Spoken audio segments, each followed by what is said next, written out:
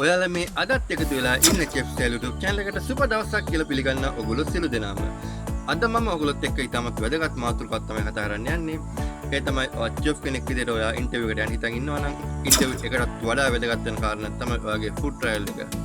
ඔයාගේ food trial එක ගොඩ දාගන්න මම ටිප් 10ක් අද කතා කරන්න යනවා මේ වීඩියෝ එක හරහා.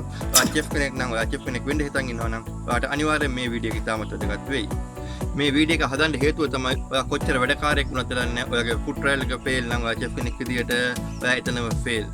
චෙෆ් කෙනෙක් විදියට අපේ ටාගට් එක තමයි කොහොම හරි ෆුඩ් ට්‍රයල් එක ගොඩ දාගන්න එක. ෆුඩ් ට්‍රයල් එක ගොඩ දාගත්තා කියන්නේ ජොබ් එක ෂුවර්. චෙෆ් කෙනෙක් මන්නේ මින්ම තමයි ෆුඩ් ට්‍රයල් එක. මේ වගේ වීඩියෝ මම ගොඩක් කරලා තියෙනවා චෙෆ් ස්ටයිල් YouTube channel එක හරහා. ඔයා channel එක අලුත් නරතු පාට බටන් එක ක්ලික් කරලා subscribe කරන්න.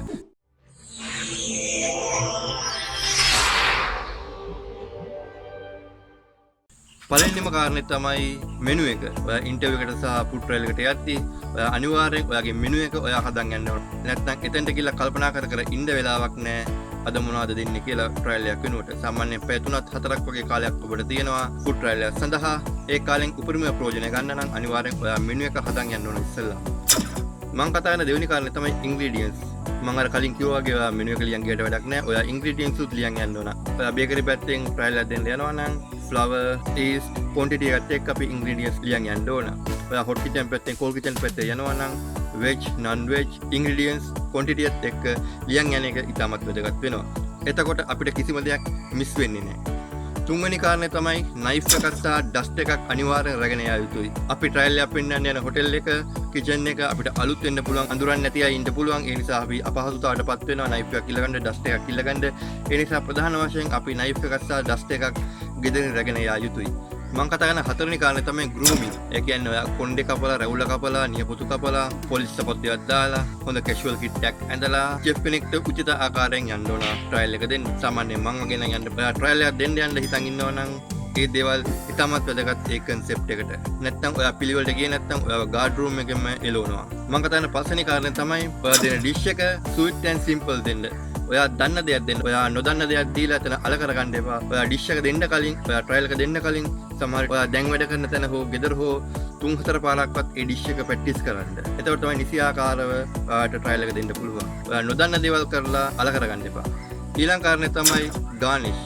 garnish ඕනකට වඩා වැඩි වුණාමත් කැතයි ඩිෂ් එක. ඒ නිසා simple garnish එකක් ඔයාලා හැස්ති කරන්න. ඊළඟ කාරණේ තමයි මටත් වුණා මේ වැරද්ද cutlery and water. මම ට්‍රයල් එක දෙන්න ගිහිල්ලා මටත් අතපසු වීමකින් water and cutlery මට දෙන්න අමතක වුණා. නමුත් ඒක මට ගැටලුවක් වුණේ නැහැ. නමුත් පස්සේ මම රිසර්ච් කරලා තමයි තේරුනේ food trial එකක water and cutlery දීම ඉතාමත් වැදගත් කියලා.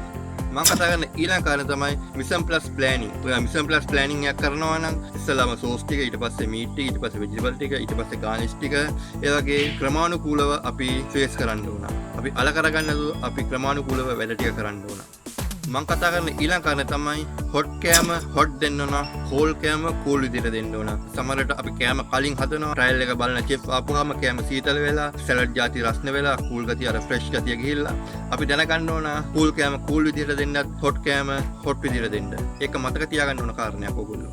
මම කතා කරන අන්තිම කාරණේ තමයි ට්‍රයල් එකට යද්දී ඔයා ෆෝන් එකක් හෝ ඔරලෝසුවක් අනිවාර්යයෙන්ම දැන් යන්න. සමහර ෆෝන් එක නම් සමහර විට සමහර හොටෙල්ස් වල ගාඩ් රූම් එකෙන් ගන්න පුළුවන්.